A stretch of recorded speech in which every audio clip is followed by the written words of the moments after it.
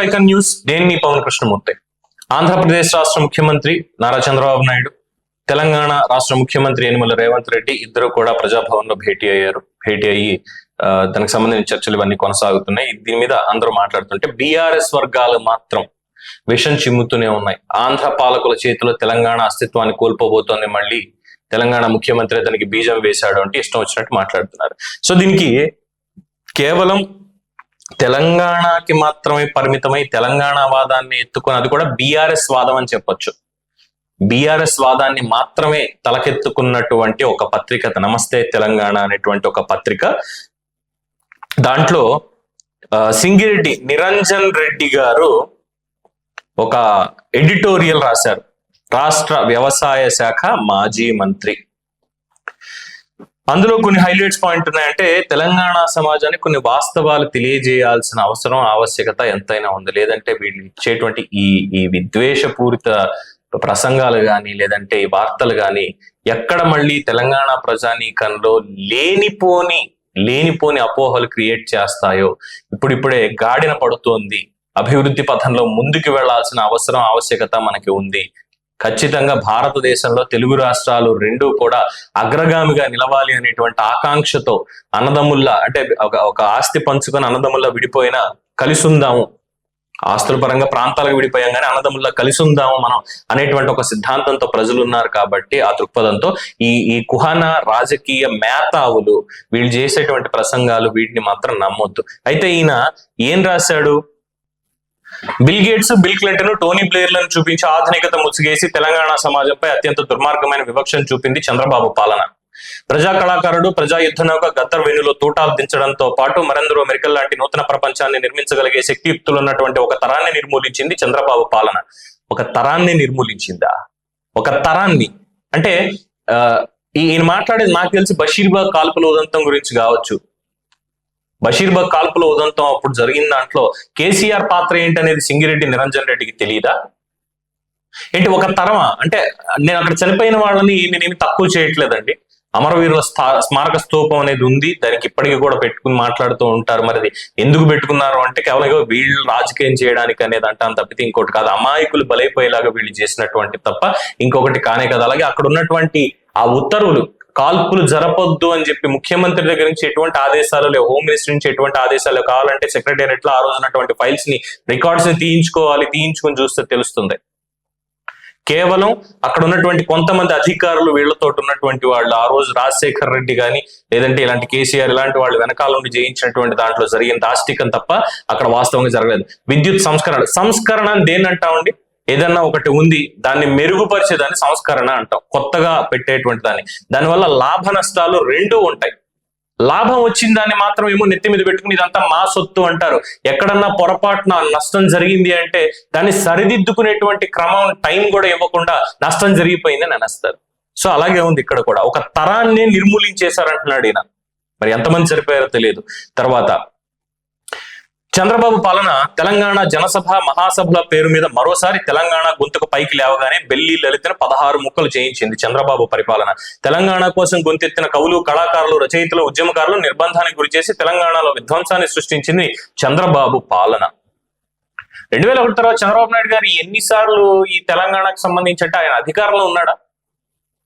2001లో కేసీఆర్ బయటకు వచ్చేసాడు. Deputy speaker పదవికి కానీ మంత్రి పదవులకు కానీ వీళ్ళన్నిటిని బయటికి ఇచ్చేసి ఈయన వచ్చేసాడు బయటికి. ఇంకొంతమంది లీడర్లు తెలుగుదేశం పార్టీ నుంచి బయటకు వచ్చేసారు. ఆ తర్వాత 3 ఏళ్ల పాటు కూడా కాదు, 2.5 ఏళ్ల పాటు, ఎందుకంటే ముందస్తు ఎన్నికలకు వెళ్ళాడు 2004లో చంద్రబాబు నాయుడు. ఆ ముందస్తు ఎన్నికలకు వెళ్ళడం, రాజశేఖర రెడ్డి చేతిలో ఓడిపోవడం, ఇదంతా జరిగింది. ఆ తర్వాత రాజశేఖర రెడ్డి, తర్వాత రోసయ్య, తర్వాత కిరణ్ కుమార్ రెడ్డి, మొత్తం 3 ఉన్నారు. మరి చంద్రబాబు నాయుడు ఏం చేశాడు అక్కడ? సో వీళ్ళ 3 ఉన్నారు కానీ అక్కడ తెలంగాణకు అడ్డుపడిపోయాడు, ఇచ్చేసాడు. చంద్రబాబు ఏం చేశాడు అక్కడ? అసలు యూపీఏ పరిపాలన ఉంటే మరి అదే యూపీఏ పరిపాలనలో కేసీఆర్ మంత్రి పదవి కూడా చేశాడు కదా, కేంద్ర మంత్రిగా కూడా చేశాడు కదా వాళ్ళతో పొత్తు పెట్టుకొని. మరి అప్పుడు ఎక్కడికి వెళ్ళిపోయాడు ఈ సింగిరెడ్డి నిరంజన్ రెడ్డి అనేటువంటి మాజీ మంత్రి గారు? మాట్లాడితే చంద్రబాబు పాలన అని రాసుకుంటూ వెళ్ళిపోవడం తప్పితే మధ్యలో వైఎస్ఆర్ ని ఎందుకు తీసుకురాలేదు? వైఎస్ఆర్ కాదా? అసెంబ్లీలో పట్టుమని ఎన్ని సీట్లు గెలుచుకున్నావే మీరు, పొత్తు పెట్టుకున్నారు కదా అని చెప్పి ఎన్ని సీట్లు గెలిచారు రాజేంద్ర, తలకాయ ఎక్కడ పెట్టుకుంటారు రాజేంద్ర అని ఆనాడు బీఆర్ఎస్ లో ఉన్నటువంటి అదే టిఆర్ఎస్ లో ఉన్నటువంటి ఈటల రాజేంద్రని ఉద్దేశించి రాజశేఖర రెడ్డి అన్న ఇది గుర్తు రాలేదా? మాట్లాడితే బషీర్బాగ్ కాల్పులను ఒక్కటే తీస్తారేంటి? ముదిగొండ కాల్పుల ఘటన ఏమైంది? ముదిగొండ ఆంధ్రప్రదేశ్ లో ఉందా, తెలంగాణలో కాదా? మరి ఏ సంస్కరణల మీద ఇదంతా జరిగింది? అక్కడ ఎవరు అమరులు అయ్యారు? మరి వాళ్ళకి స్తూపం ఎందుకు కేసీఆర్ నిర్మించలేదు? ఈ 10 ఏళ్లలో ముదిగొండ కాల్పులకు సంబంధించి న్యాయం ఎందుకు చేయలేదు? ఇవి గుర్తురావా? తరువాత తెలంగాణకు జరిగిన విధ్వంసాన్ని సరిచేసుకునే ప్రయత్నంలో భాగంగా ఎందరో మహానుభావులు, మేధావులు, మహామహులు, త్యాగధనులు, బుద్ధిజీవులు, కార్మికులు, రైతాంగ ప్రతినిధులందరూ గొంతు విప్పి తెలంగాణ సమాజాన్ని మేల్కొల్పుతున్న సమయం ఆచార్య కొత్తపల్లి జయశంకర్, బిఆర్ జనార్దన్ రావు, గద్దర్, కేశవరావు, జాదవ్, విద్యాసాగర్ రావు, విమలక్క, చంద్రమూర్తి, రామచంద్రమూర్తి, వెంకటేశ్వరరావు, గాది ఇన్నయ్య, ప్రకాష్, పాసయాదగిరి, మల్లేపల్లి లక్ష్మయ్య, ఘంటా చక్రపాణి, దుశ్శర్ల సత్యనారాయణ, ఆనాటికి స్వచ్ఛంగా ఉన్న కోదండరాం వంటి మహామహులందరూ తెలంగాణ కోసం పలు విధాలుగా తమ వాదనను, గొంతును భిన్న రూపాల్లో వినిపిస్తూ వస్తున్న సందర్భం. ఓవైపు అణిచివేతను ఎదుర్కొంటూనే, నిర్బంధానికి వ్యతిరేకంగా నిలదొక్కుంటూనే తెలంగాణ సమాజాన్ని చైతన్యపరిచి ముందుకు తీసుకుపోయే క్రమం. అంటే ఏం చేయాలని? సో ఇక్కడ అదే చెప్తున్నారు. 2000 ఆగస్టులో చంద్రబాబు బహిరంగ లేఖ రాసింది ఎవరు? వీళ్ళు రాశారట. తెలంగాణ తొలి ముఖ్యమంత్రి నాటి డిప్యూటీ స్పీకర్ కల్వకుంట్ల చంద్రశేఖరరావు తెలంగాణ సమాజం కోసం ఒక కొత్త ధైర్యాన్ని సంతరించుకునేలా లేఖ ఒక శంఖారావాన్ని పూరించింది. అనేక మంది తెలంగాణవాదుల్లో కొత్త జవసత్వాలను, కొత్త ఆశలను రేకెత్తించింది. తర్వాత జరిగిన మేధోమథనం, చర్చోపచర్చలు వేసి చంద్రబాబు తీరునే నిరసిస్తూ 2001 ఏప్రిల్ 21న తెలుగుదేశం పార్టీ సభ్యత్వానికి, ఎమ్మెల్యే, డిప్యూటీ స్పీకర్ పదవులకు కేసీఆర్ రాజీనామా. 2001 ఏప్రిల్ 27న ప్రత్యేక తెలంగాణ రాష్ట్ర ఏర్పాటు నినాదంతో హైదరాబాద్ లోని కొండా లక్ష్మణబాబూజీ నివాసం జలదృశ్యంలో తెలంగాణ రాష్ట్ర సమితి పేరిట పార్టీ ఏర్పాటు. టిఎస్ఆర్ ఆవిర్భావం ఒక అద్భుతం, 14 ఏళ్ల ప్రస్థానం ఒక మహాద్భుతం, విజయ తీరాల చేరడం చెరిగిపోని చరిత్ర, అంతిమంగా ఏర్పాటు, తొలి ముఖ్యమంత్రిగా. ఆ తర్వాత 10 ఏళ్ల పాలన గురించి అందరికీ తెలిసింది కాబట్టి 10 ఏళ్ల పాటు ఇచ్చిన తర్వాత ఇప్పుడు కూర్చోబెట్టారు. మాట్లాడితే బషీర్బాగ్ కాల్పులు అనే మాట్లాడుతున్నారు తప్పితే ఇంకోటి లేదు. విద్యుత్ సంస్కరణలు, కేసీఆర్ సంస్కరణ ఏమీ చేయలేదా? సంస్కరణలు అసలు దేంట్లోనూ ఎవరికి అన్యాయం జరగలేదు. అసలు అందరికీ న్యాయమే జరిగిందా? తెలంగాణ మొత్తం ప్రజానీకానికి న్యాయం మాత్రమే జరిగిందా? ఇంకేమీ జరగలేదు. అసలు ఏం చెప్తారండి పెద్దలు? ఎన్నాళ్ళు విద్వేషపూరిత రాతలు రాయడం ఇవన్నీ ఏంటి? మీకు డబ్బా కొట్టుకోండి. తెలంగాణ రాష్ట్ర సమితిని మేము పెట్టాము, నిజమే, చాలా మంచిది. తెలంగాణ కోసం కొట్లాడారు, మంచిది. తెలంగాణ సాధించుకున్నాము, చాలా గర్వకారణం. తెలంగాణ అభివృద్ధి పథంలో నడపడానికి 10 ఏళ్ల పాటు పనిచేశారు. అందులో ఎంత చిత్తశుద్ధి ఉంది అనేది ప్రజలకు తెలుసు. ఇవన్నీ చెప్పుకోండి, ఏదైనా చెప్పుకోవచ్చు. కానీ ఒక పాలకుడి మీద, ఒక పరిపాలన మీద సద్విమర్శ ఎప్పుడు చేయొచ్చు, కానీ బురద చల్లడం, తప్పుడు వార్తల్ని ప్రజల్లోకి తీసుకెళ్లడం చేస్తుంటే మాత్రం ఎలాగా? నేను చెప్తున్నాను కదా, ప్రొఫెసర్ కొత్తపల్లి జయశంకర్ గారు గనక ఉంటే లాగి లెంపకాయ కొట్టి నా శిష్యుడివి, ఇలాంటి తప్పుడు మాటలు, తప్పుడు మార్గం ఏంటని ఖచ్చితంగా అని ఉండేవాళ్ళు. మరి గద్దర్ గారి గురించి మాట్లాడారు. గద్దర్ గారు ముఖ్యమంత్రి గారిని కలవడానికి వెళ్తే గేట్ ముందే కూర్చోబెట్టారుగా. ఆ గేట్ ముందే ఎంతసేపు కూర్చోబెట్టారు? ఏమన్నా అంటే మళ్ళీ నాకు ప్రోటోకాల్ ఉంటుంది ముఖ్యమంత్రిని కలవడానికి, ఎప్పుడు పడితే అప్పుడు వెళ్ళిపోవడానికి ఏమన్నా సొంత ఇల్లు అనుకుంటున్నారా అంటాడు కేటీఆర్. వీళ్ళకి అవసరం వచ్చినప్పుడు మాత్రం గద్దర్ని లేపి నెత్తి మీద పెట్టుకుంటాం, అది చేస్తాం, ఇది చేస్తాం. జైబోలో తెలంగాణలో ఆయన పాడినటువంటి పాటకి పొడుస్తున్న పొద్దు మీద ఆ సాంగ్ కి అది తెలంగాణ జాతీయ గీతం కింద ప్రకటించేయాలి అనేంత స్థాయి దాకా వీళ్ళు వెళ్ళిపోయారు. మరి అదే దాంట్లో పనిచేసినటువంటి కీలక నటుడు జగపతి బాబు ఆంధ్రవాడు కాదా? ఎన్ని చెప్పాలండి? ఇది సిద్ధాంతాలు ఇవి అని చెప్పి ప్రజల్లో విద్వేషాలు రెచ్చగొట్టడానికి తప్పితే ఈ 10 ఏళ్ళు ఈ ఆధునిక యుగంలో తప్ప ఎందుకు పనికి వస్తుంది మీ కొరగాని రాతలు, చేతలు ఇవన్నీ కూడా? మీ రాజకీయం ప్రజల్లో ఏం లేదు. ప్రజల్లో సెంటిమెంట్ ఉంది, సాధించుకున్నాం, ఎస్ మన ఇల్లు మనకుంది, ఇప్పుడు మన రాష్ట్రం మనకుంది, మన సంబురాలు మనకున్నాయి, మన సంస్కృతి సాంప్రదాయాల్ని ప్రపంచవ్యాప్తంగా మనం చూపిద్దాము, ఆంధ్రప్రదేశ్కి వెళ్దాం, వాళ్ళు మనకి చూపిస్తారు. ఈ రకమైనటువంటి సుహృద్భావత ఉంది తప్పితే మీలాగా దిక్కుమాలిన తనం లేదు, దిక్కుమాలిన రాజకీయం లేదు. ఇంకేం మాట్లాడతారు దీంట్లో? నిస్సిగ్గుగా అంతకు ముందు ఇచ్చిన మాటలు, చేసిన వాదనలకు భిన్నంగా తెలంగాణ వ్యతిరేకతని నరనరాన జీర్ణించుకుని విషం కక్కి ప్రకటన పూర్తయి ఏర్పాటు మాత్రమే మిగిలి ఉన్న తెలంగాణను 4 ఏళ్ల పైచిలుకు ఆపగలిగింది చంద్రబాబు కోటరి. సిగ్గుండాలి. తెలంగాణ విభజన జరగాలి అని చెప్పి మొదట లేఖ ఇచ్చింది తెలుగుదేశం పార్టీ అని ఇదే కేసీఆర్ మహాకూటమి అన్న పేరుతోటి 2009 ఎన్నికల్లో చంద్రబాబుతో కలిసి పోటీ చేసింది వాస్తవం కాదా? గొర్రెతోక ఎంతయా అంటే బెత్తెడు అన్నట్టు 10,000 కోట్లు ఉన్నటువంటి 1000 కోట్లు 5,000 కోట్లు ఉన్నటువంటి రాష్ట్ర బడ్జెట్ ని 50,000 కోట్లకి తీసుకెళ్లిన ఘనత ఖచ్చితంగా ఆయన ఆర్థిక సంస్కరణలతో చంద్రబాబు నాయుడు గారిని అని చెప్పిన కేసీఆర్ మాటలు నిరంజన్ రెడ్డి చెవుల్లో మారుమోగడం లేదా? లేదంటే తీసుకెళ్లి ఎక్కడన్నా దాచిపెట్టారా? అదే కేసీఆర్ ఫామ్ హౌస్ లో దాచిపెట్టారా? అధికారం కోల్పోయారు కాబట్టి ఇలాంటి మాటలన్నీ వస్తున్నాయి. అప్పుడు అధికారం కోసం మా ఇందులో ఉండాలి అన్నారు కాబట్టి ఇంక వచ్చి ఏ మాట ఉన్నా మాట్లాడతారు. కేటీఆర్ బాలకృష్ణ మాట్లాడుతుంటే కెమెరా మళ్ళీ వేసుకుని ఫోటోలు తీస్తాడు ఆ రోజు. ఇప్పుడు అదే కేటీఆర్ వచ్చి నేనే ఇక్కడ నంబర్ 1, నేనే కింగ్ మేకర్ అన్నట్టుగా మాట్లాడాలి. అధికారం ఆత్మ సౌందర్యాన్ని పెంపొందింపజేయాలి, ఆత్మ గౌరవాన్ని పెంచాలి, అంతేగాని అహంకారాన్ని ఇవ్వకూడదు.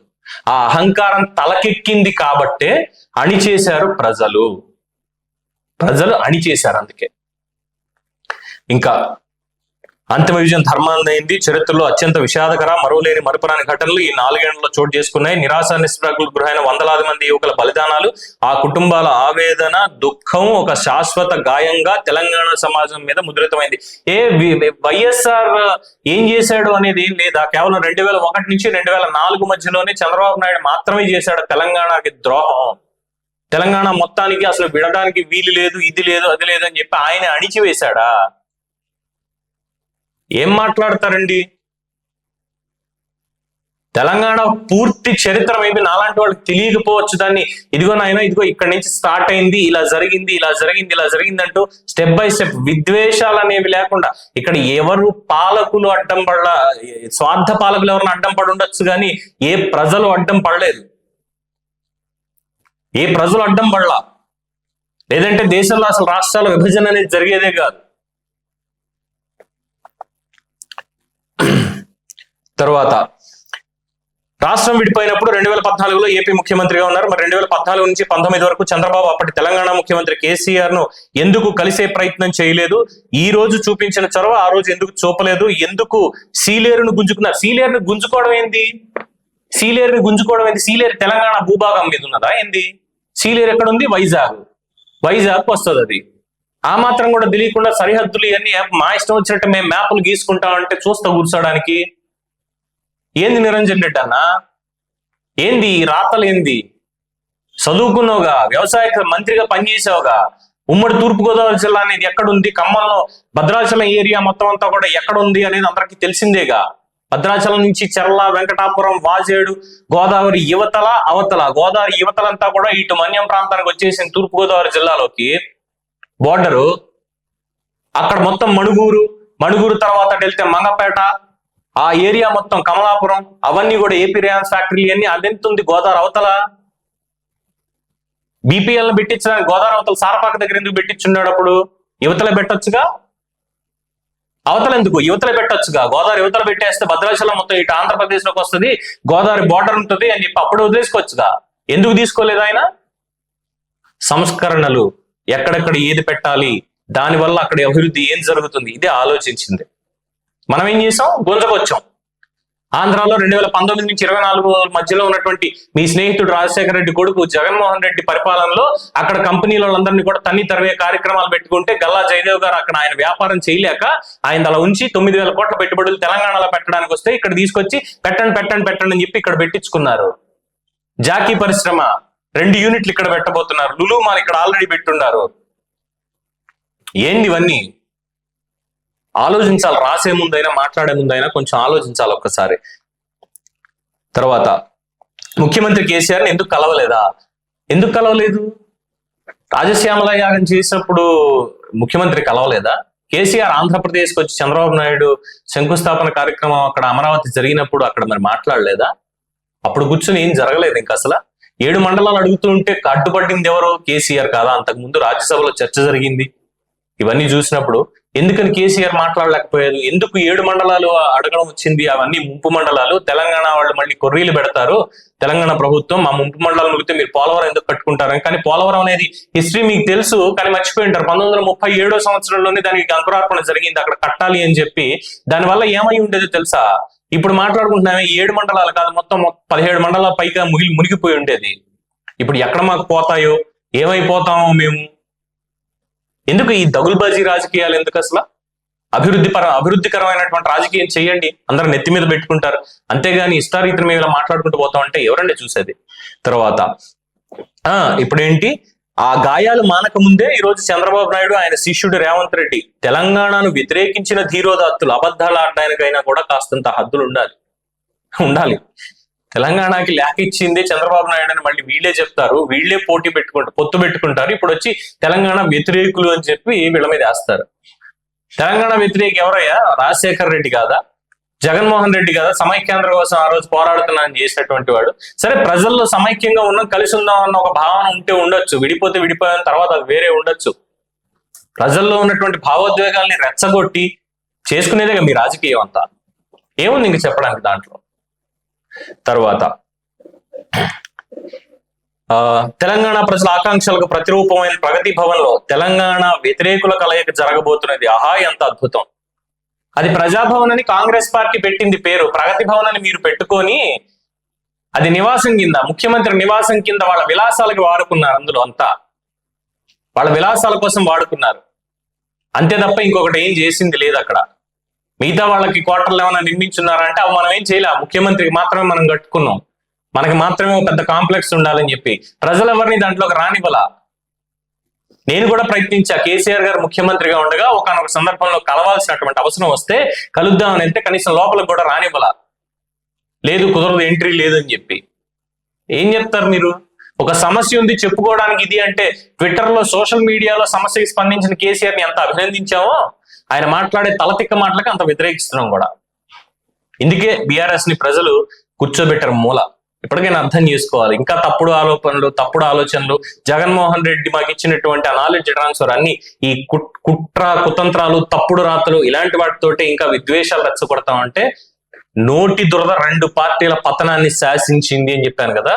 బీఆర్ఎస్ ది ప్లస్ వైఎస్ఆర్సీపీది అలాగే ఉంటుంది. ఇంకేముందని ఇంకా జగన్మోహన్ రెడ్డి పాలనలో సమస్యల పరిష్కారానికి కొన్ని అడుగులు వేసిన కేసీఆర్ అనేక సార్లు చెప్పినట్టు తెలంగాణ వ్యతిరేకలంతా కూడా ఎప్పుడు ఒకటే, సమాజం ఎప్పుడు మర్చిపోదు. చంద్రబాబు అసలు స్నేహహస్తం చాచింది ఎప్పుడు? నాడు ఎన్డీలో టీడీపీ భాగస్వామి కాబట్టి చంద్రబాబు చెప్పినట్టు ప్రధాని మోడీ వినేవారు. అందుకే నదీ జలాలు, ఉమ్మడి ఆస్తుల పంపిణీ, హైకోర్టు వంటి వేలైన అంశాలను వాయిదా వేస్తూ దుర్మార్గానికి పాల్పడ్డారు. హైకోర్టుని ఎక్కడ ఏం చేశారు? ఆంధ్రప్రదేశ్ హైకోర్టు ఎలాగో సెపరేట్ ఉంది, తెలంగాణ హైకోర్టు తెలంగాణకు ఉంది. ఏముంది అక్కడ విభజన చేయడానికి? ఇంకో దానికి రాజధాని ఏమైనా తీసుకెళ్లి ఇక్కడ హైటెక్ సిటీని ఏమైనా గుంజకెళ్ళి అక్కడ అమరావతిలో పెట్టాడా చంద్రబాబు? ఏం లేదే. ఫైనాన్షియల్ డిస్ట్రిక్ట్ కావచ్చు, ఇన్సూరెన్స్, దానికి రెగ్యులేటరీ అవి కావచ్చు, ఇవన్నీ తీసుకొచ్చి అక్కడ పెట్టి ఆ కంపెనీలన్నీ మీరు అక్కడ, నేను ఇక్కడ ఉన్న ఆంధ్రప్రదేశ్ లో మీరు అక్కడ వదిలేసి ఇక్కడికి వచ్చేసేయండి అని పిలిపించాడా? లేదే, ఏం చేయలేదే. ఎందుకు మాట్లాడితే తెలంగాణ ద్రోహి ద్రోహి ద్రోహి అని మీరు చేస్తారు? రాజశేఖర రెడ్డిని అనే దమ్ము ధైర్యం లేదు వైఎస్ఆర్సీపీ వాళ్ళని అనే దానికి, దమ్ము ధైర్యం లేదు బీఆర్ఎస్ వాళ్ళకి, అదే టీఆర్ఎస్ వాళ్ళకి. సారీ, టీఆర్ఎస్ అంటే మళ్ళీ తెలంగాణని నేను అవమానించినట్టు అవుతుంది. తెలంగాణని మీరు కాదనుకున్నారు, వద్దనుకున్నారు కాబట్టి మీరు భారత రాష్ట్ర సమితి అలాగే ఉండండి, బీఆర్ఎస్ లాగే ఉండండి. బ్యాంక్ రికన్సిలేషన్ స్టేట్మెంట్ మీద ఇంకా చెల్లు చీటి అయిపోయింది. దుర్మార్గులతో కలిసి దుర్మార్గ పాలన చేశారు కాబట్టి ప్రజలు అలా కూర్చోబెట్టారనేది అర్థం కాక ఇంకో ఇలా మొత్తం అంతా కూడా విషం చిమ్మడం అంతా కూడా. ఏమిచ్చారు అసలు? ఆంధ్రాకి ఏమి ఇచ్చారు? విభజన చేసిన తర్వాత తెలుగు అకాడమీ నిధుల్లో గోల్మాల్ జరిగింది. ఏం చేశారు? ఏమన్నా చేయగలిగారా? లేదు. తర్వాత పొట్టి శ్రీరాములు యూనివర్సిటీ, అంబేద్కర్ యూనివర్సిటీ వీటికి సంబంధించి ఇప్పటిదాకా మాట్లాడలా. సచివాలయ భవనాలు మాత్రం మేము కొత్త ప్యాలెస్ కట్టుకోవాలి. జగన్మోహన్ రెడ్డి పిచ్చ కేసీఆర్ కూడా పట్టినట్టుంది, అందుకే ఆ ప్యాలెస్ అలా కట్టాడు. చూస్తుంటే వైఎస్ఆర్సీపీ ప్యాలెస్లు ఎలా ఉన్నాయో అలాగే దీన్ని కూడా కట్టాడు. ఇక్కడ ఏమో రాచరిక చిహ్నాలు ఇంకోటి చెప్పుకోవడానికి లేదు. ఆ ప్యాలెస్ ని చూస్తున్నప్పుడు తెలంగాణ సాంప్రదాయం, తెలంగాణ సాంస్కృతిక చరిత్ర అనేది ఏ కోసైనా కనిపించదు నిజంగా చెప్పాలంటే. ఏదో నవాబులు కట్టుకున్న ప్యాలెస్ లాగా ఇప్పుడు వైఎస్ఆర్సీపీ ప్యాలెస్ చూడండి, ఆంధ్రప్రదేశ్ లోకి వెళ్ళి తెలంగాణ సోదరి మండలికి ఒకసారి ఈ సోషల్ మీడియాలో కూడా కనిపిస్తున్నాయి కదా, ఒకసారి చూడండి. సేమ్ టు సేమ్ ఇద్దరిది ఒకే ఆలోచన ఉంది. ప్రజల సొమ్ముతోటి మనకు నచ్చినట్టుగా మనం కట్టుకుందాం అని తప్పితే ప్రజలకి, త్యాగాలకి, ఉద్యమ స్ఫూర్తికి ప్రతీకగా మాత్రం ఏ ఒక్కటి కనిపించలా, ఏమీ కనిపించలా. సో ఇకనైనా సరే ఈ వాస్తవాలు తెలుసుకొని, అంటే బషీర్బాగ్ ఒక్కటే అని చెప్పి ఇంకా దాన్నే తోస్తున్నారు తప్ప ఏమీ లేదు. ముదిగొండని పక్కన పెట్టేస్తున్నారు. బషీర్బాగ్ కంటే 100 రెట్లు ఎక్కువ హింస అక్కడ. మారణ హోమం చేశాడు రాజశేఖర్ రెడ్డి తెలంగాణ సమాజం మీద. అది మాత్రం గుర్తుపెట్టుకోరు. అది అవసరం లేదు అసలు మీకు. సంస్కరణల పేరుతో 10 మందికి అన్యాయం జరిగినా 1000 మందికి న్యాయం జరుగుతుంది అని నమ్మి ఆ 1000 మంది ఈ 10 మందిని మళ్ళీ కూడా తీసుకుంటారు అనేటువంటి ఒక సత్సంకల్పంతో నాడు విద్యుత్ సంస్కరణలు కానీ అభివృద్ధి పనులు కానీ ఇవి చేస్తూ ఉంటే వ్యవసాయం దండగా అన్నాడు, అన్ని తప్పు చేశాడు, ఇవే చేసుకుంటూ వచ్చారు. అసలు ఈ బీఆర్ఎస్ కేసీఆర్ కుతంత్ర రాజకీయాలకి ఓటుకు నోటు కేసు అనేది కాదా తార్కాణం? ఓటుకు నోటు తార్కాణం కాదా? ఫోన్ ట్యాపింగ్లు చేసి ఒక ప్రీ ప్లాన్డ్ గా ఎవరితోటి ఏం డీల్ చేస్తే ఎలా మనకి బుట్టలో పడతారని చేసింది కాదా అది? ఫోన్ ట్యాపింగ్ ఇష్యూలో దొరికిపోయారుగా వీళ్ళ ప్రభుత్వం ఏం చేసింది అనేది. పైగా నిరంజన్ రెడ్డి గారు మాజీ మంత్రి, తెలీదా మంత్రులు ఏం చేశారు అక్కడ? ప్రజలు అన్ని గమనిస్తున్నారు. ప్రజల్లో సోషల్ మీడియా ఉంది కదా, మన కరుడు కట్టిన కార్యకర్తలు కొంతమంది ఉన్నారు కదా, ఇష్టం వచ్చినట్టు విషం చిమ్మిద్దాం అనుకుంటే ఈ సమాజం ఒప్పుకోదు. తెలంగాణ ప్రజా సమాజం అస్సలు ఒప్పుకోదు. గౌరవం ఎంత ఇస్తారో అవమానిస్తే అంతే తొక్కేస్తారు. ప్రేమ ఎంత పంచి పెడతారో పగబట్టారా వదలరు. అది ఎవరైనా కావచ్చు, తన అయినా పరమైనా సరే. మీలాంటి ఈ విష ప్రచారాన్ని ఖచ్చితంగా ప్రజలే రేపు తిప్పికొడతారు, చూస్తూ ఉండండి. ఇప్పుడు ముఖ్యమంత్రులు ఇద్దరు కూర్చొని విభజన హామీలకు సంబంధించి ఇబ్బందులు ఏవైతే ఉన్నాయో వాటిని సార్ట్అవుట్ చేస్తారు. ఎస్, వాస్తవంగా ఇవ్వాల్సి వస్తే ఇచ్చి తీరాల్సిందే. ఆంధ్ర తెలంగాణకైనా ఇవ్వాల్సిందే, తెలంగాణ ఆంధ్రాకైనా ఇవ్వాల్సిందే.